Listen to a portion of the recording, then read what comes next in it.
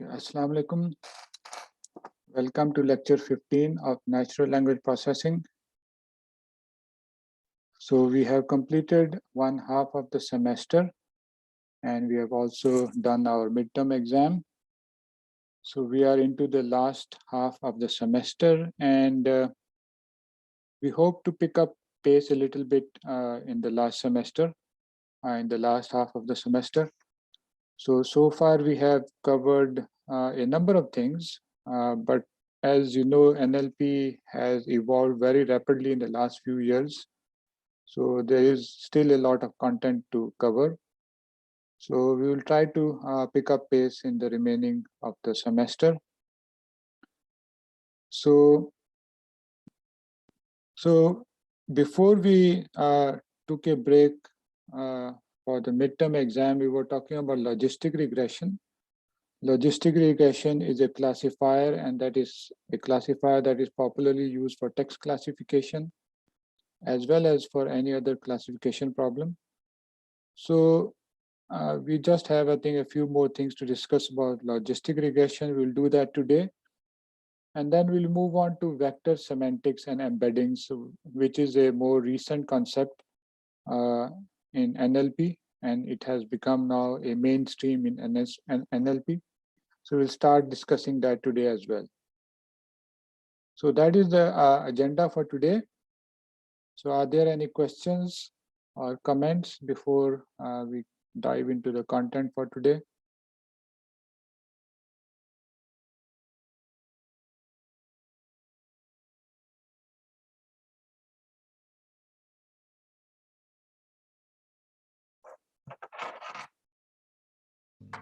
Sir आप bootstrapping थोड़ी briefly explain कर देंगे दोबारा? बूटस्ट्रैपिंग, ठीक है. Okay. Anything else?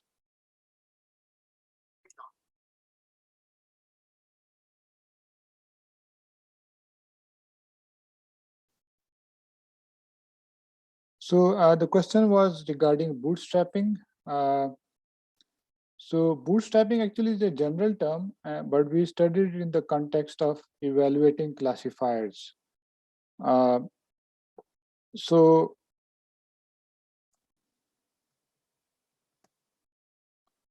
bootstrapping is a resampling technique, and through that resampling, we would like to generate multiple samples and use those multiple samples to evaluate two classifiers or two or more classifiers.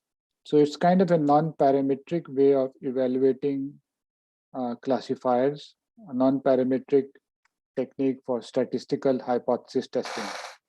So the idea is, let's say you have a classifier A and B, okay? And you have a data set, let's say S, test data set S, which is of course labeled. Test data set in classification is labeled. What we do is we run the classifier A and B and get the error on S. So let's say that error is D, for example.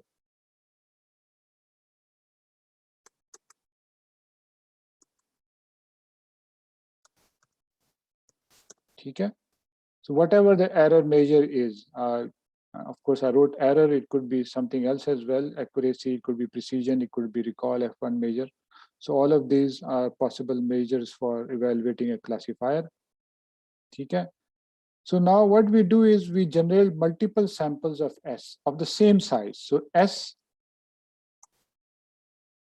let's say, has size N. So you generate multiple samples, S1, S2, and in general, S, usually a large number, maybe in the hundreds, let's say 500. Okay? So all of these S's have the same size.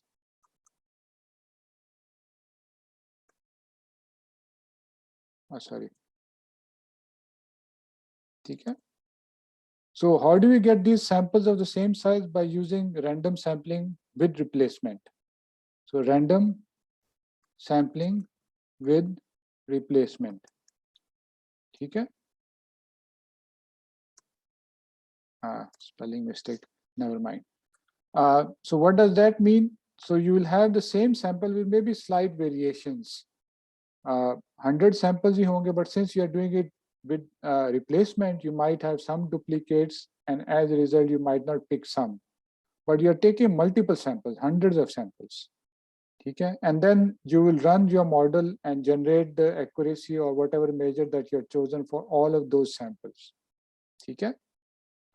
So let's say I call the difference in accuracy that you get on each of those samples as d raised to power of I.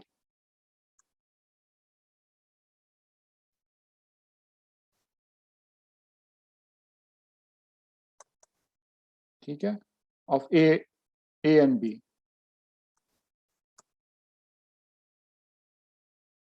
So if this difference di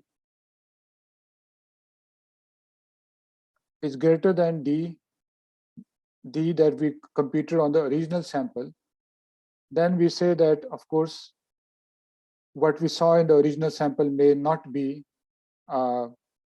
by chance, but this has to be significantly large based on some significance value that you choose for us to declare that A is better than B, for example.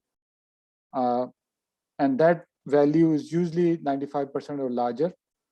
So if this statement is true for 95% of samples, then we can say that A is better than B. So in this approach, of course, we are not retraining A and B.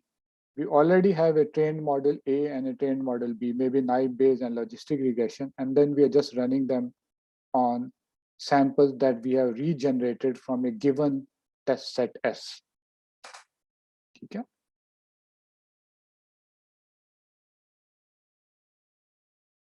So is this clear?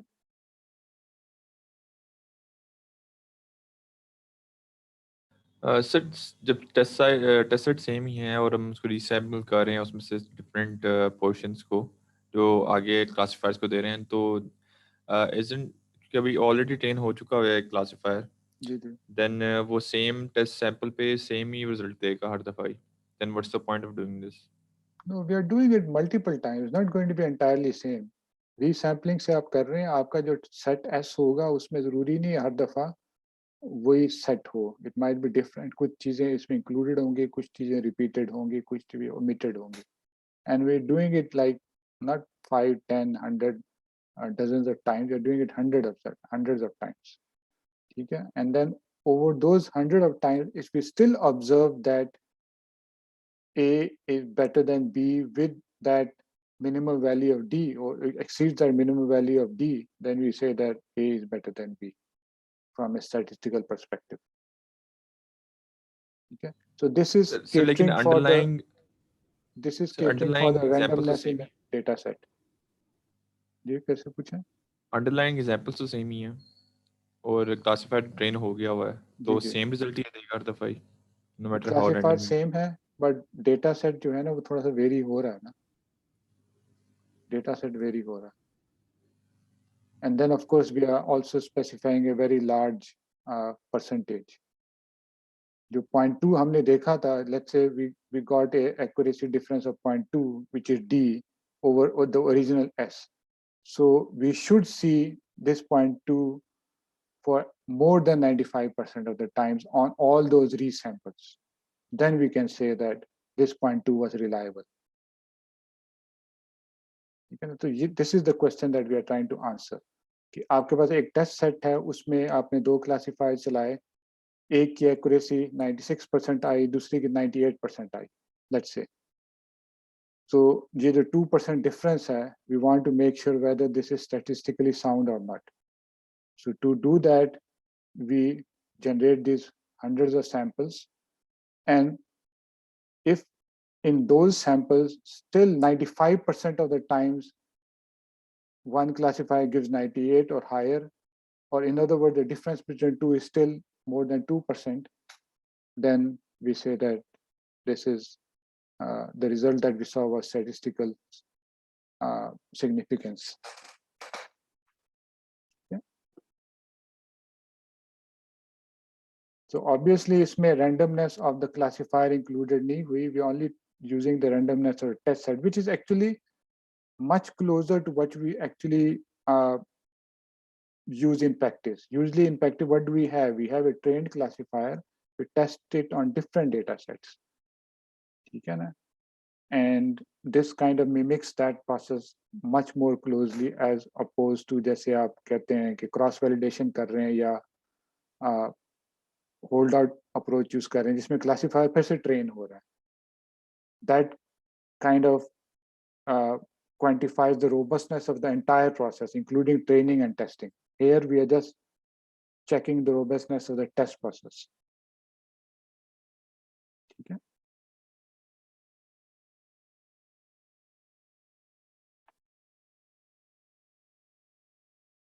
So you can look up bootstrapping on the web as well. I think bootstrapping का आपको Wikipedia page भी मिल जाएगा, तो you can get more information from there. So are there any other questions?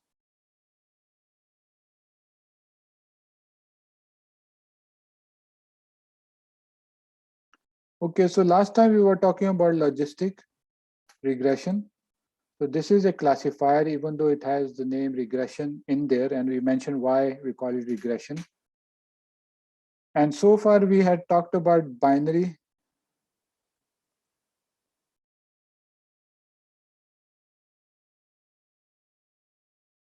So binary classification means that the output variable C, which is a true variable, can only take on two values, 1 and 2, let's say. ठीक है?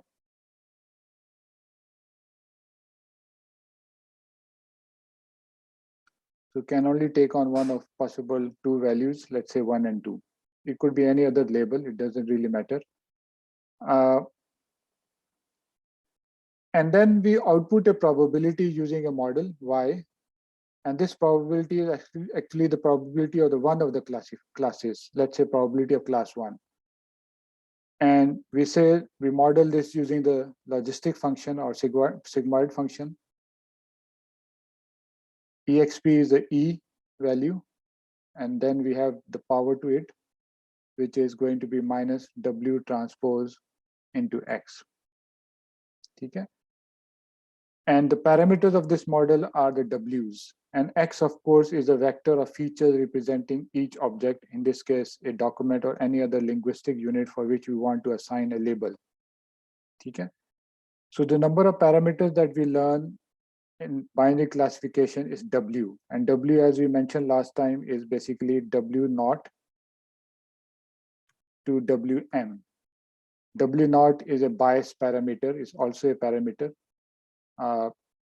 Just like if you have a single straight line in 2D space, this is like the y-intercept. Okay? So W0 to Wm, these are the parameters. And you only need these set of parameters to find y. And y, as we said, is basically the posterior probability C is equal to 1 given the document. Okay? So if y is this, you can directly compute 1 minus y to give you probability of C is equal to 2 given the document. Okay, na? So you just need one model, one set of parameters W to compute y, and the other posterior probability can be estimated simply by normalizing, okay, or subtracting from 1. So last time we discussed how you learn these parameters, and I also mentioned the loss function. I think I made a slight mistake in the loss function, so let me write that again. So loss function W is the cross entropy. Okay? So cross entropy is the sum over all the training data set. Okay? So let's say I is equal to 1 to n. Okay? So in cross entropy, basically entropy between the two variables C and Y. Okay? And of course, both instantiations of this variable, एक C is equal to 0, 1 है, C is equal to 2 है. So actually, the coding for C is actually 0 and 1. So maybe I should change that.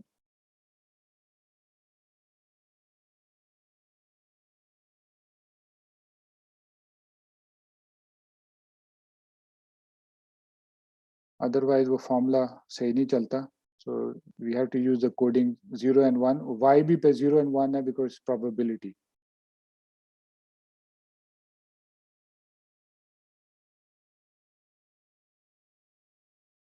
ठीक है. So जो formula जो है इसका, of course you have a negative sign because it's entropy, and then we have C.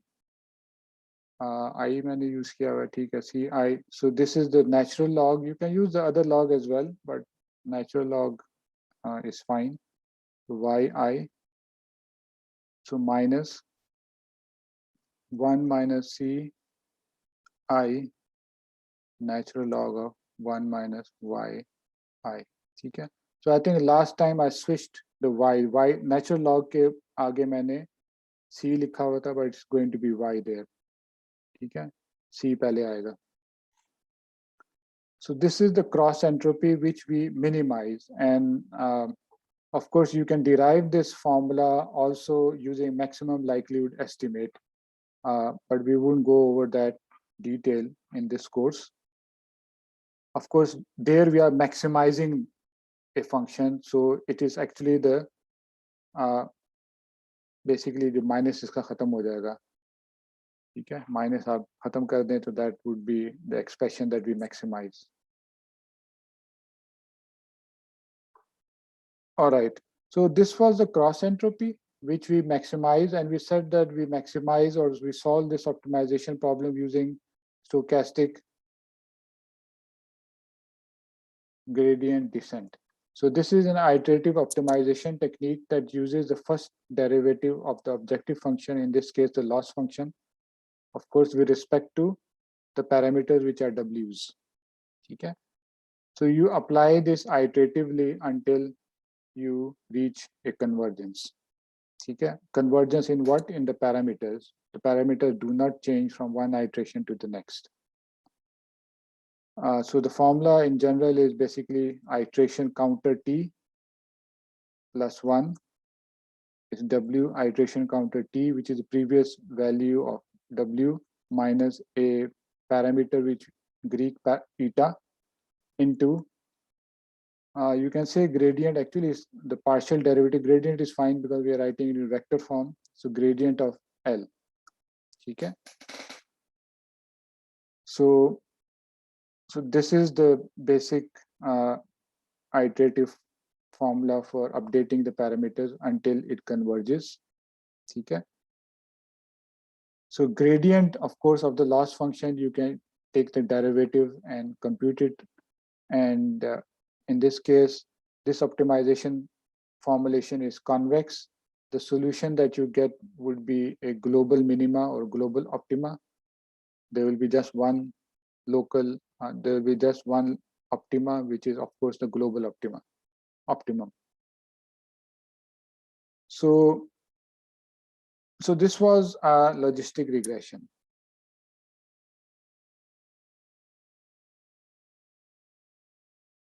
So now let's look at a few other things associated with logistic regression.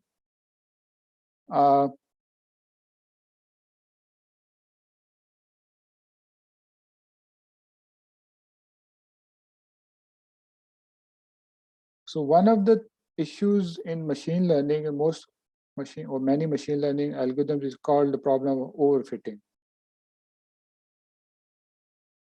What exactly is overfitting? Overfitting actually means that you have learned a model which gives you very high performance on the training set. So you basically learn a model on a training set. But when you apply it on a set that the model has not seen previously, it performs poorly. Okay? So we say that the model has fitted or overfitted the training data set. And as a consequence, it is performing poorly on unseen examples.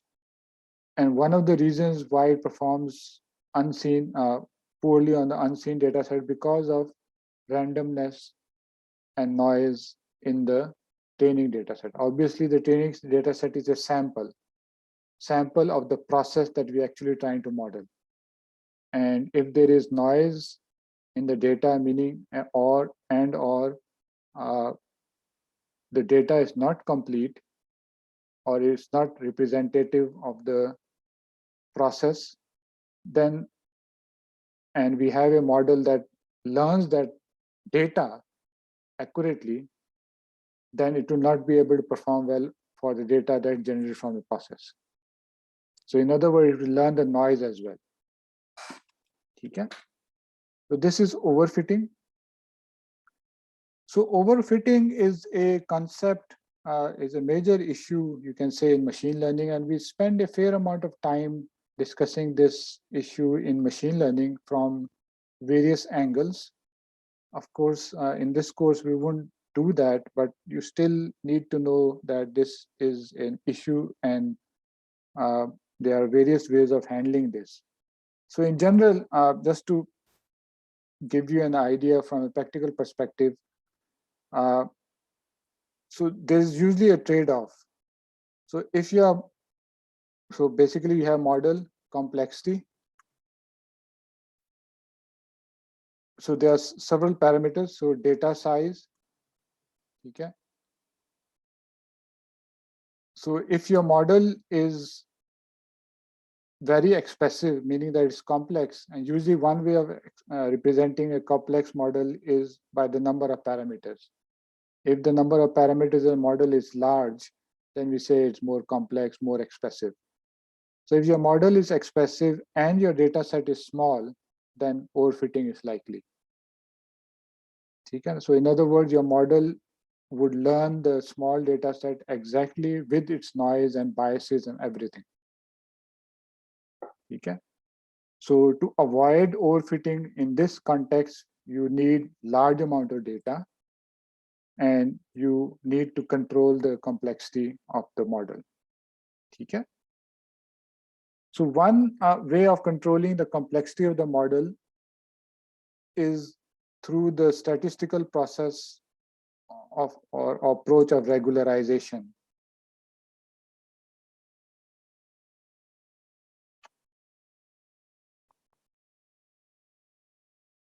Okay?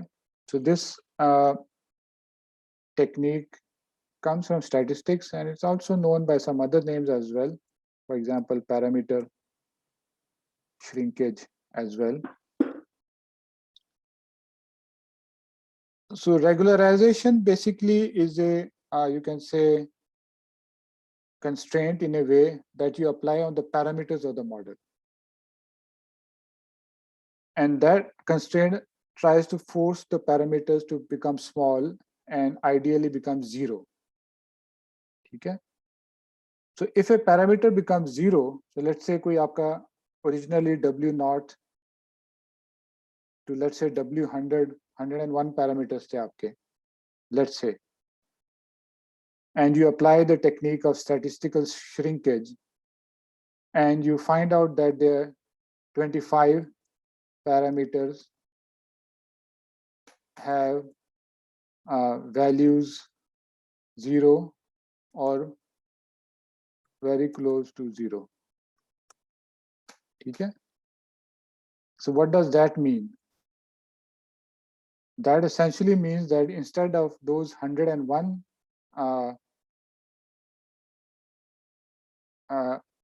potential parameters, effectively you only have 76 parameters. Okay? Because 25 are 0. So if you have a 0 parameter, so W, let's say 15 is 0, W15 multiplied by X15, this would not contribute to the linear model and it would not play any role in the prediction because W is 0 or very close to 0. So in other words, your model has become simpler. The number of parameters have reduced, and this reduction is done automatically through a constraining of the values of the parameter. Okay? Constraining keh lein ya regularization. We don't want large variations in the values of the parameters. Okay?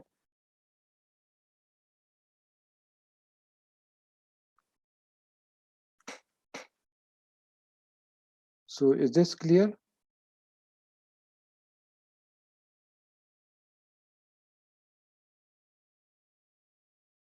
So in logistic regression and many other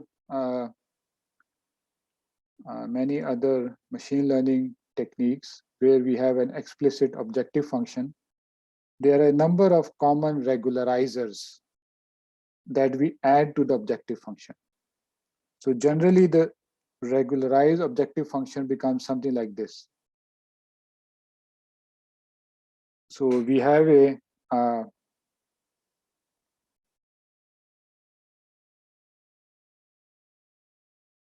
so basically original loss, or let me say, if I want to write it in a general sense. So this is my original loss f of w plus lambda, which is a parameter, multiplied by, let's say, g of w. So f of w is the original loss function, let's say cross entropy, ठीक है. But उस cross entropy के साथ हम एक और term add कर देते हैं, which is a regularizer term, which includes the lambda then 0, ठीक है. So this is a scalar and it has a value of 0 or higher. Of course, if it is 0, it means that we have the original objective function. Regularizer term does not play any impact. But it is, if it is greater than 0, then regularizer term would play an impact. ठीक है. So regularizer term जो g है, so this is a function of w only, and this function generally we select such that if the values of w increase, this g also increases. ठीक है. And we add this to the original objective function. And what do we do to the loss function? We try to minimize it. So if you add something, so fw में आपने एक और चीज add कर दी, which in general is positive and is a function of w, and we are trying to minimize both. So your optimization process will try to reduce the second term as well, so that के total objective value कम हो. ठीक है ना, minimise कर रहे हैं ना. तो उस सेकंड वैल्यू को कम करने में से वो डब्ल्यूज की वैल्यूज भी छोटी हो जाएंगी. ठीक है. Of course the first is also being satisfied, but together we are trying to satisfy both things. So generally with GW कौन क्या चीजें होती हैं? We have two options, common options. Of course there are others as well. One is the squared loss, squared regularizer. ठीक है.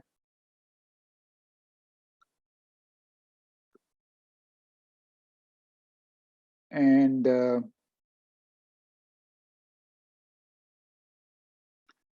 so this is known by many other names as well. So L2 norm, you can say regularizer. It's also called ridge regularizer or regularizer.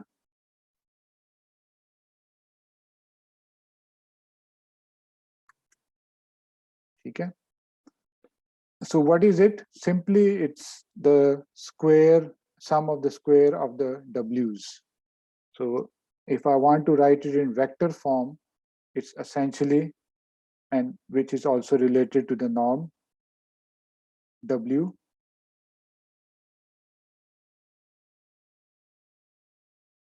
square.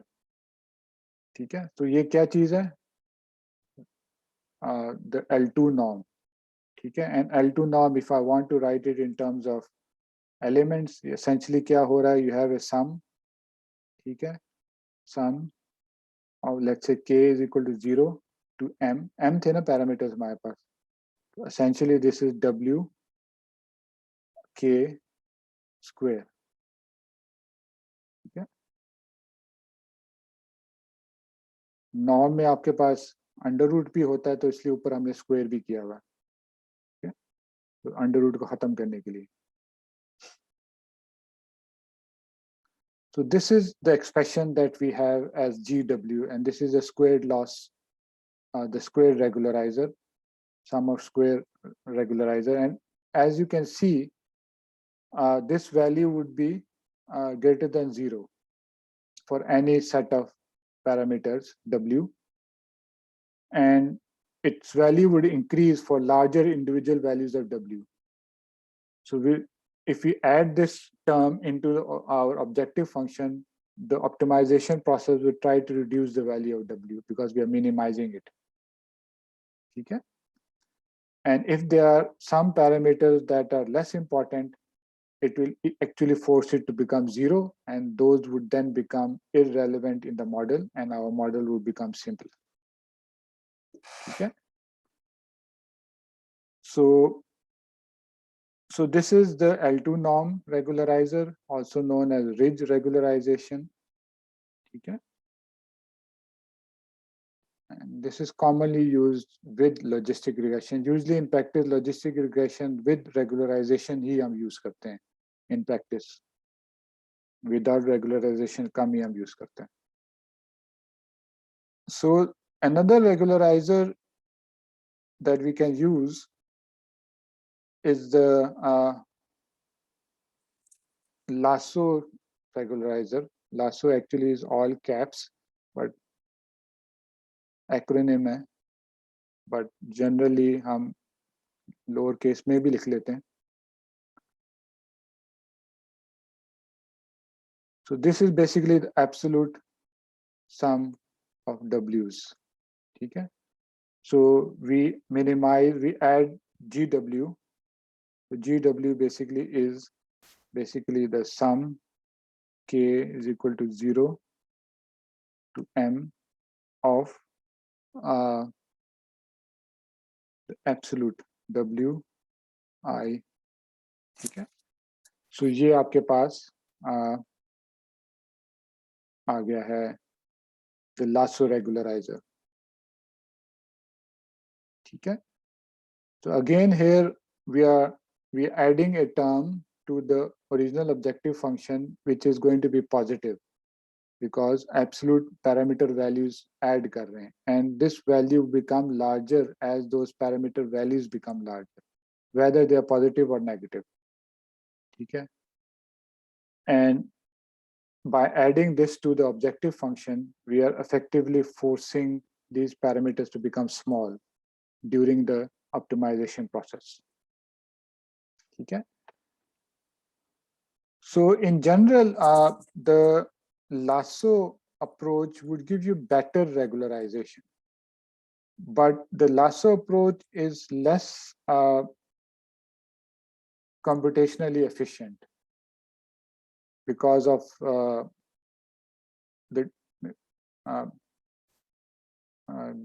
because if we draw it geometrically, we have discontinuities in the objective function, while the squared objective function wouldn't have any discontinuities, or you can say kinks in the objective function. So it's less computationally efficient. So that's why mostly we use the squared loss regularizer or the ridge regularization. Okay. But of course you can, and often it is used, lasso is used if you are not too worried about computational efficiency. Okay. So any questions? Sir, I'm concerned about one thing. आपने कहा कि sum हम basically add कर objective loss function में. So essentially what we're doing is we're just slowing down the weightage of all the weights. तो हम किसी specific weight को focus नहीं कर रहे. तो वो जो overfitting में है कि एक specific weights जो हैं वो हमने like ज़्यादा हो गए, ज़्यादा उनकी importance आ रही है, तो उसमें उस case में ये कर रहा है इसको? सारों को हम कम कर रहे हैं, but obviously वो indiscriminately उसको कम नहीं कर रहा. जो weight आपकी classification की performance को impact करेगा वो zero नहीं जाएगा, because remember optimization में पहली term भी है जो error based है, ये performance based है. जो weight आपकी classification performance को कम impact कर रहा है वो zero जाएगा, so that overall आपकी sum भी कम हो जाए और performance भी आपकी ठीक रहे. दोनों टर्म्स हैं ऑब्जेक्टिव में हमारे पास, ठीक है ना. And since we have coded this into an objective and optimization problem, we don't have to worry in terms of के किस कौन सा वेट कम हो रहा है, कौन सा बड़ा हो रहा है, वो ऑटोमेटिकली वो ढूंढेगा space, optimal space. And of course we control this, के ट्रेड ऑफ जो है वो कंट्रोल हम उससे करते हैं लैम्डा से, ठीक है. Lambda of course is a hyper parameter, ठीक है. तो लैम्डा लेट्स से मैं इन्फिनिटी कर देता हूँ, let's say. So if lambda is infinity, what happens? If lambda is infinity, then fw का impact 0 हो जाएगा और जो gw का impact सारा हो जाएगा. So we are not even worried about कि error है कि नहीं है या performance है कि नहीं है. We just want all the weights to be 0. Of course, that's not what we want, right? We want performance का भी impact आए. So in general, and on the other flip side, if lambda is 0, for example, which means that we are just focusing on GW, the other term plus 0 hai, theek hai na? So this is the original logistic regression that is not regularized. We are just trying to minimize the error or increase the performance on the training data set. So of course, we have to find the trade-off or the best value of lambda, and we do this using a validation data set.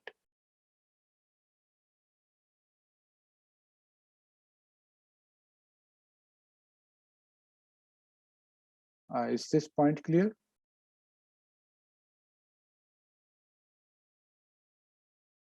Yes, sir.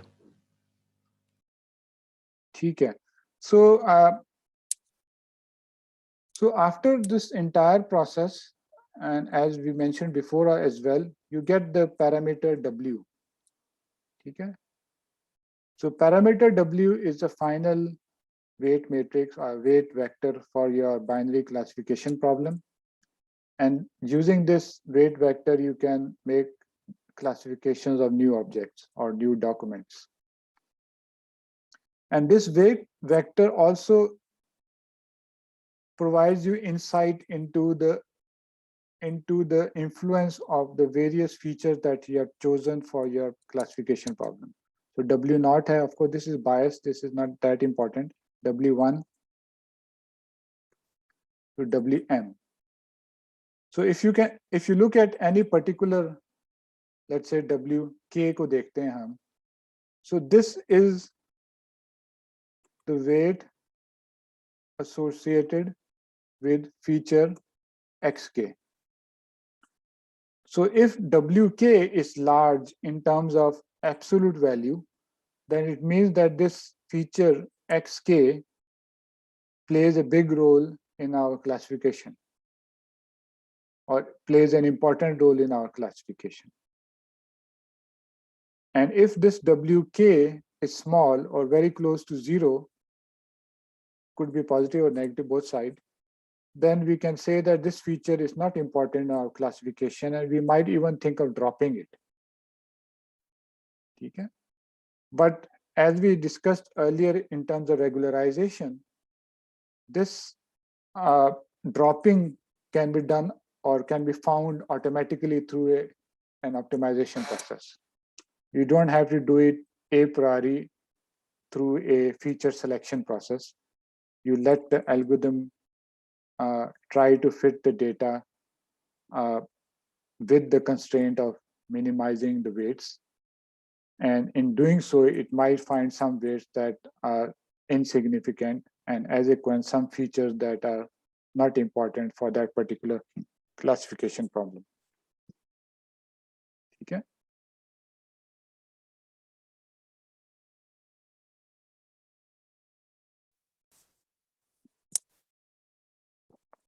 Okay. So are there any other questions?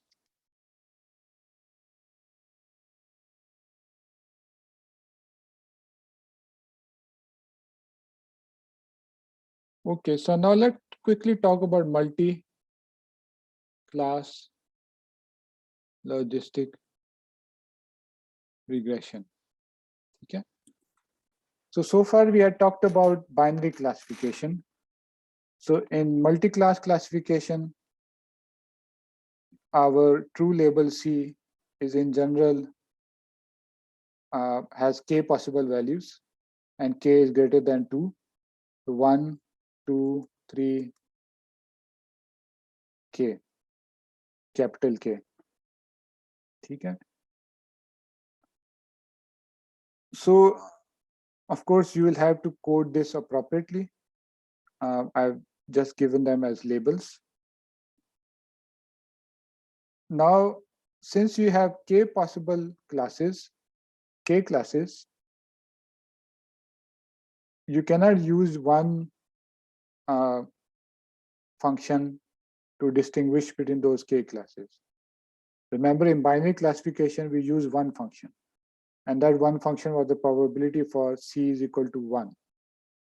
And the probability for C is equal to 0 was simply 1 minus that particular value. But in this case, you can't do that. You have to actually compute the posterior probability for each class. Okay? So as a consequence, you actually then need K models. And these models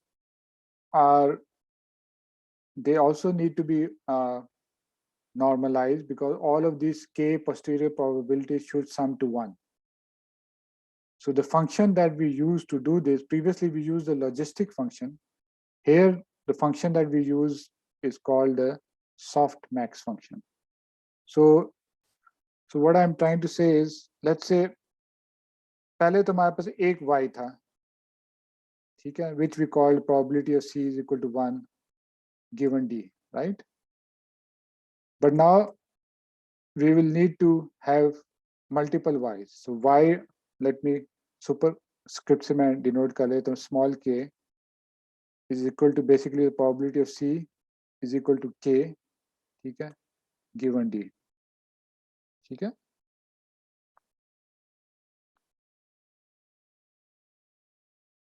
So, and of course, how many k's do we have?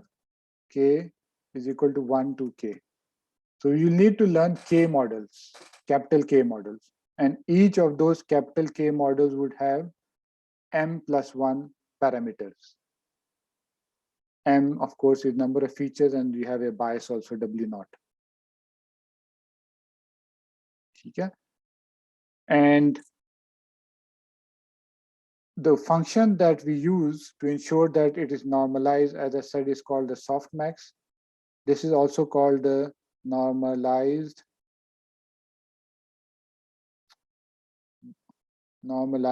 exponential.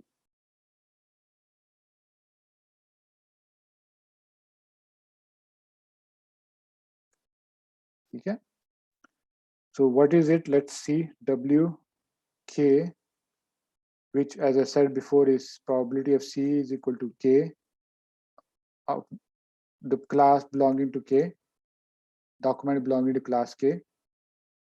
So this is basically EXP.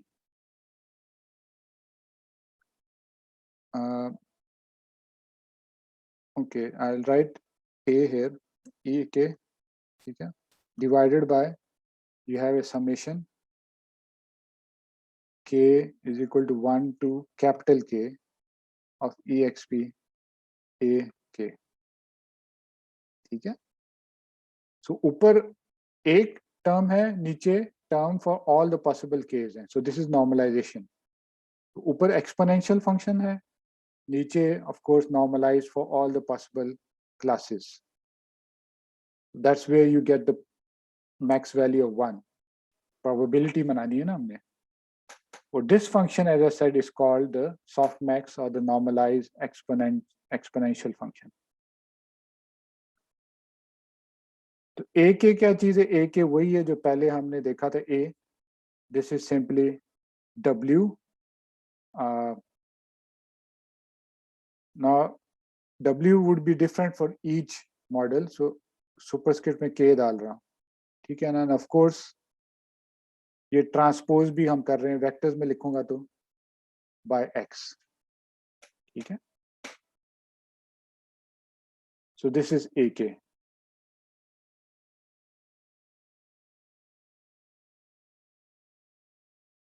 So let's say if you have a 3-class problem,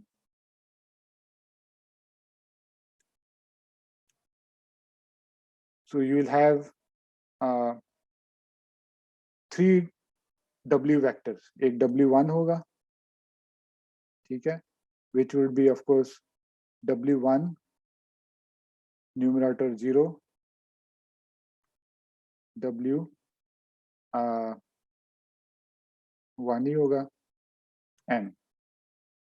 इसी तरह आपके पास फिर W2 भी होगा, इसी तरह आपके पास W3 भी होगा, ठीक है. So rather than learning one set of vectors, you now have 3 vectors, and you can actually place all of these vectors into a matrix.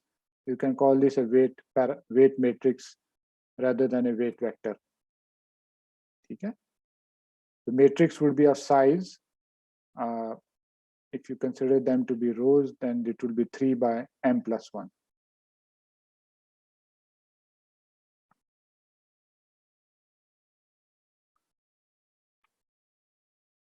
And once you have learned this weight matrix, okay, you can then make predictions.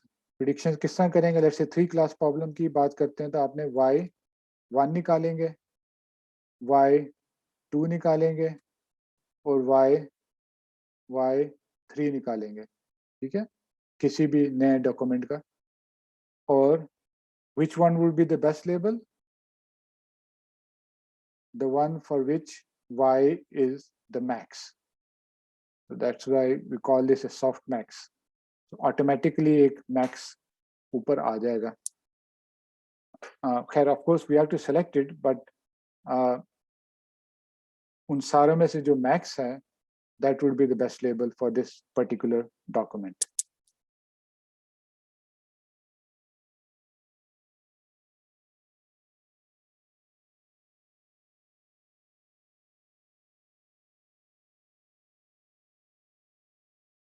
So any questions?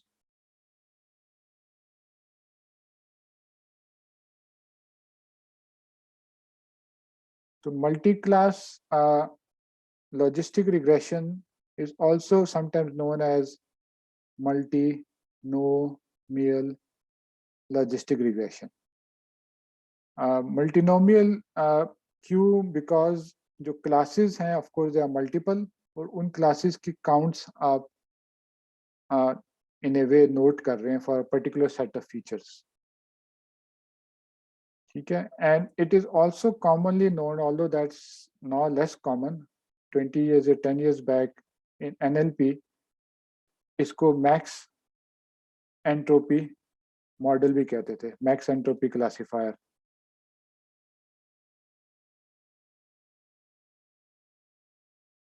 So you might still see the name maximum entropy classifier. So this is nothing else than logistic regression. Okay? So maximum entropy classifier is nothing else than logistic regression. And of course, ये जो multi-class logistic regression है, इसको multinomial logistic regression भी कहते हैं.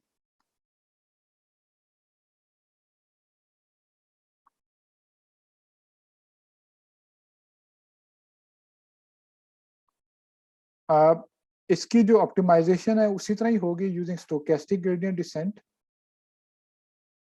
Of course, its derivation is slightly more difficult because you have parameters for each class. वहाँ parameters for actually वहाँ class हम consider ही नहीं कर रहे थे explicitly because there were just 2 classes. एक को consider करते थे, दूसरी आपको automatically आ जाता था. Here you have to consider all the classes separately. And similarly, इसका जो loss function है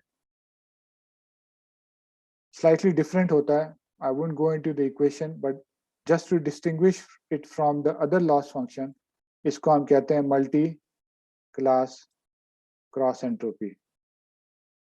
और उसको हम simply cross entropy कहते हैं या binary cross entropy कहते हैं. Okay? और इधर भी in practice we do use regularization, the L2 norm or the L1 norm, depending on your choice, to ensure that we don't overfit the training data and get good performances on unseen examples.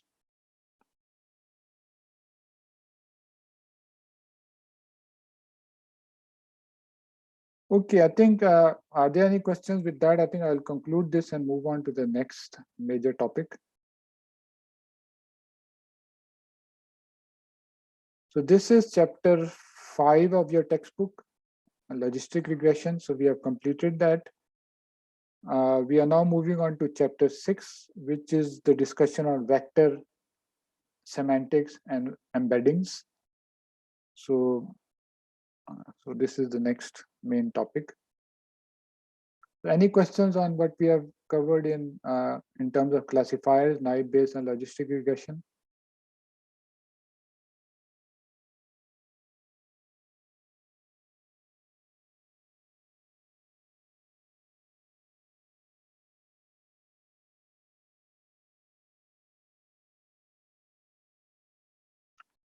Okay, so now let's move on to vector semantics. And as you can see, we have the word semantics there. Semantics, as you know, is study of meaning. So we'll start with some basic linguistic concepts about semantics, and then we'll motivate vector semantics from that. So you all know what a word is, right? A word is sequence of characters, of course, but that sequence of characters to us and to those who know mean many things. Okay? So if I write a word big, big, okay, na? So of course it is the sequence of characters B, I, and G, but it has a meaning, and that meaning, and there may be multiple, you can say, semantics associated with this word BIG or this sequence of characters BIG. And you can characterize those semantics in different ways, which we sometimes call semantic fields. So big is something that is huge, something that is large. Big, for example, is an adjective. So this is also a semantics associated with big. Okay? Big is opposite of small, for example. So all of these things are semantics associated with this sequence of characters. And the idea is that we would like all of this semantics to be encoded in a way that computers can use. So traditionally, and so far, most of the time in this course so far, we basically gave a word like big an ID. Let's say it was ID 25. Okay? And for this ID, maybe maximally we counted the number of times that this ID occurred in a document. So that is very little information about this word big. It doesn't tell us what big is. Is it a noun? Is it an adjective? Is it related to, for example, large or small? So it doesn't tell us anything. It's just an ID. Okay? And of course, we have maybe encoded some information in the value associated with that feature. For example, ये जो big का जो feature था, इसको आपने value let's say 25.3 दी है. By the way, continuous values भी हो सकती हैं. And this value might be quantifying something about big. जो हम अभी तक mostly करते आए हैं, हमने simply count लिखा था. Let's say 5 है. So 5 is simply telling us that big occurs 5 times in the document. And we don't know anything else about big. Actually, we just know that it's an ID, some ID. And of course, जब आप किसी word को एक ID देते हैं, the only distinction that you can make with another is that it is different. So for example, let's say मैं कहता हूँ small को ID मैंने 35 दिया था. So 15 versus 35. What can you say about that? Nothing other than that they are different. We can't say that 15 is smaller than 25 or 25 is smaller than 35. 15 is smaller than 35 or 35 is larger than 35. It doesn't make any sense because they are just IDs. ठीक है ना? So the reason why I'm mentioning this is we would like to represent linguistic units in more expressive form. So represent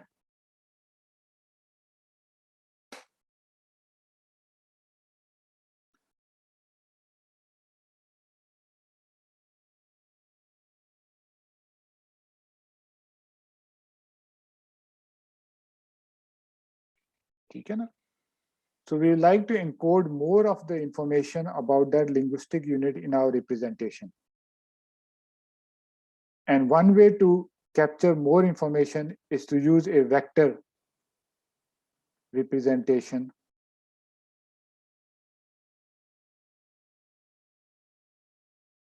for the unit. ठीक है? Obviously, vector is not a single value. Vector would be multiple values. And those multiple values may mean different things. They may mean different things explicitly or implicitly. So for example, let's say मैं explicit की बात करता हूँ.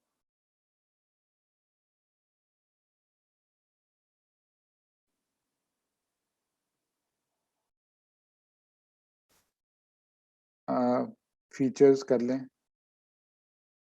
Spelling mistakes बड़ी हो रही हैं आज. Features. Okay.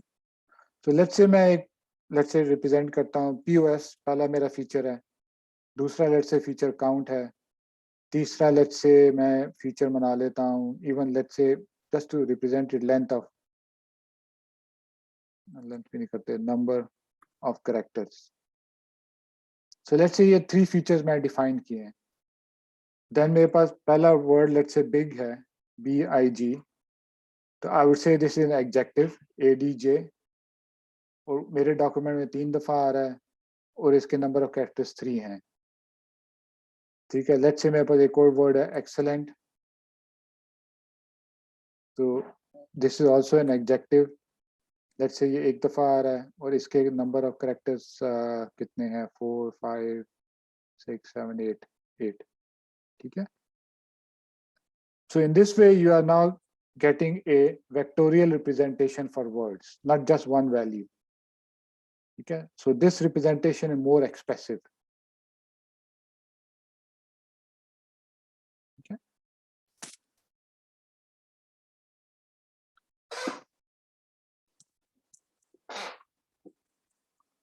So यहाँ तो हमने explicitly define किया कि हर एक feature क्या है. Sometimes we will let our model decide itself what each element of the vector captures, and explicitly we may not know what it has captured, but it has captured something.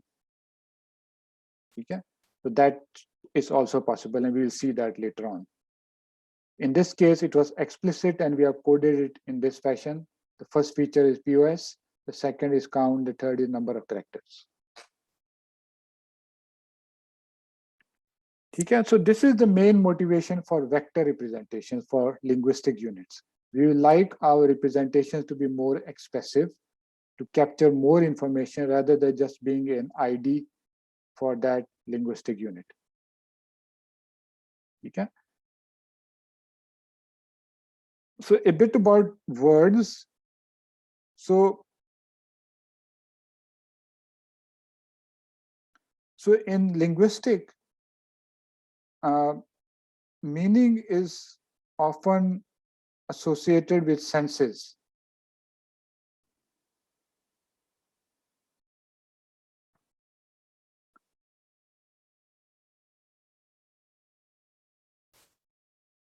So in linguistic, when we talk about a particular meaning, we say a particular sense of a word. Okay. So for example, if I write BANK, so bank, one meaning of bank could be the river bank, or the another meaning could be the financial institution bank. So we say that bank has two senses. Okay. So in other words, it has two senses, so it's a polysemous word.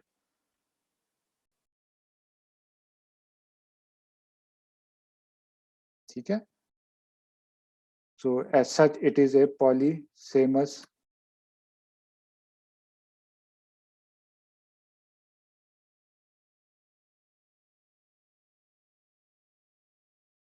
ठीक है. So it has multiple meanings or senses. Okay. And for any given sense, there might be multiple words that have the same sense. Okay. They have the same general meaning. So those words are called synonyms.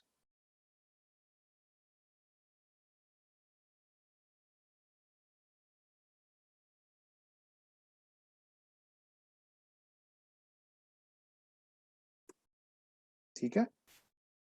So for example, big, large, huge are synonyms. Okay. And the set of synonyms sometimes also called syn set. Okay. So this is a syn set, big, large, and huge, the set of words that are similar.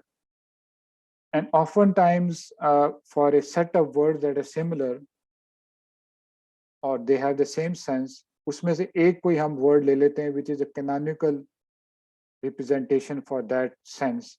And that canonical representation, you already know, canonical representation, we call it the lemma.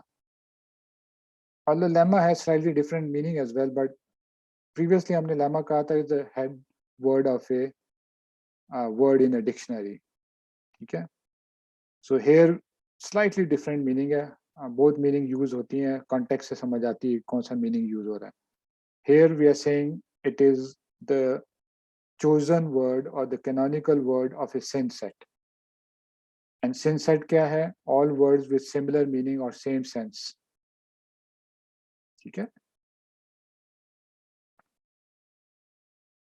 So अब हमने word use किया similar meaning. And from data science, you know a terminology called similarity. Okay. So obviously from this, you know that words in a syn set would be highly similar in the context of, let's say, similarity. They would be highly similar. Okay. Meaning that those words have the same sense, close meanings, they would be highly similar. Okay. But there are other relationships among words as well. By the way, relationships always occur between senses.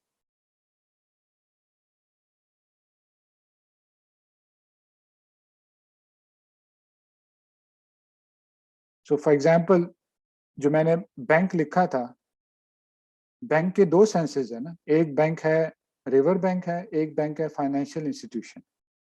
जब हम bank का relationship लिखना चाहेंगे, let's say मैं river लिखता हूं,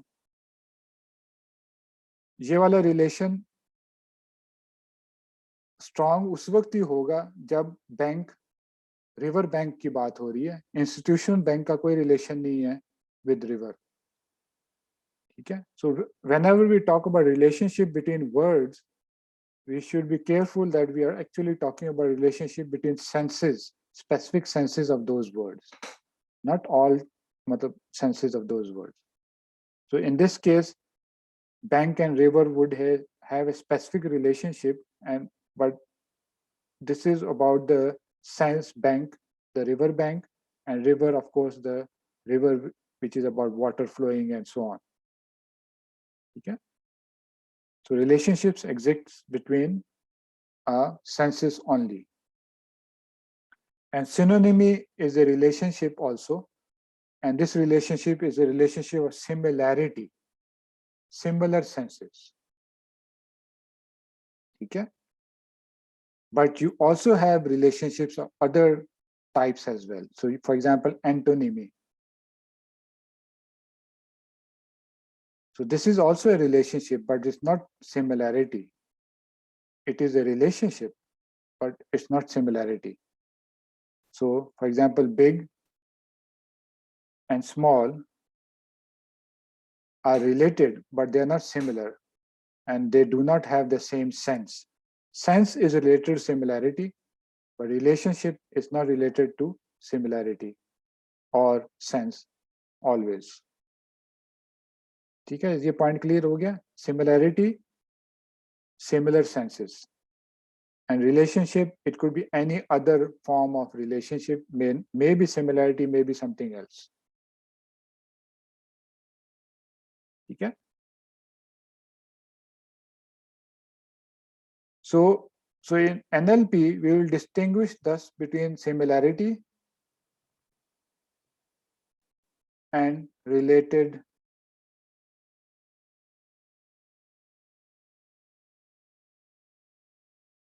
ठीक है?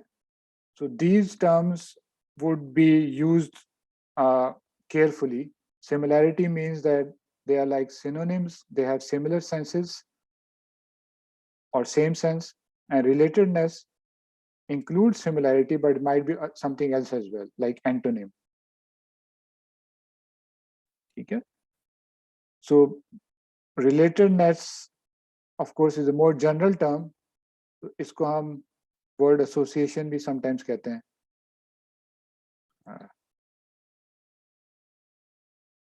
Okay? So is this a bit of linguistic clear? We will discuss more linguistic and semantics, I think, later on in the course when we discuss sentiment classification using lexicons, and when we discuss linguistic resources like WordNet. Okay? तो उनमें ये कुछ terms फिर आएंगे, repeat होंगी. But here the purpose was to motivate the need for richer representations for linguistic units like word. ठीक है? Okay. So any questions so far? We're also running out of time.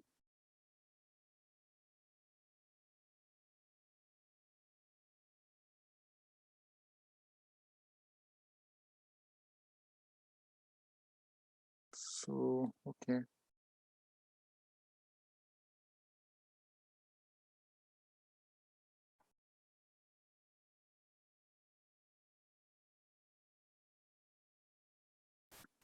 So any questions?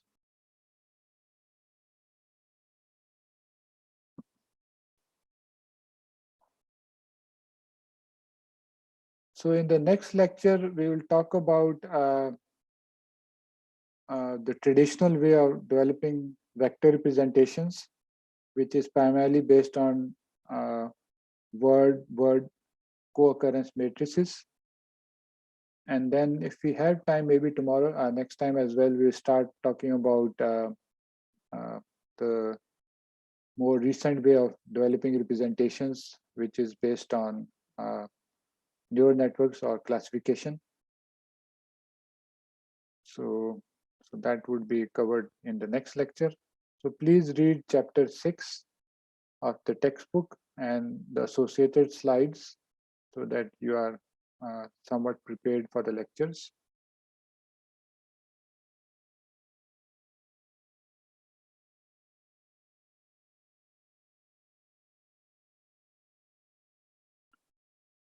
So any questions?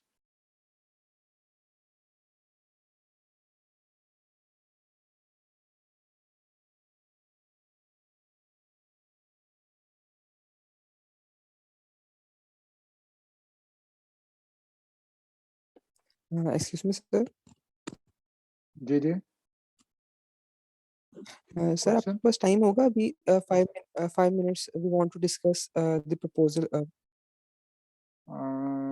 चलिए कर लेते हैं जी, कर लेंगे class के बाद. ठीक है जी सर. ठीक है.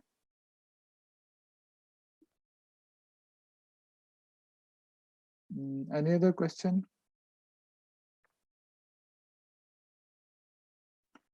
So, okay, I'm going to stop the session.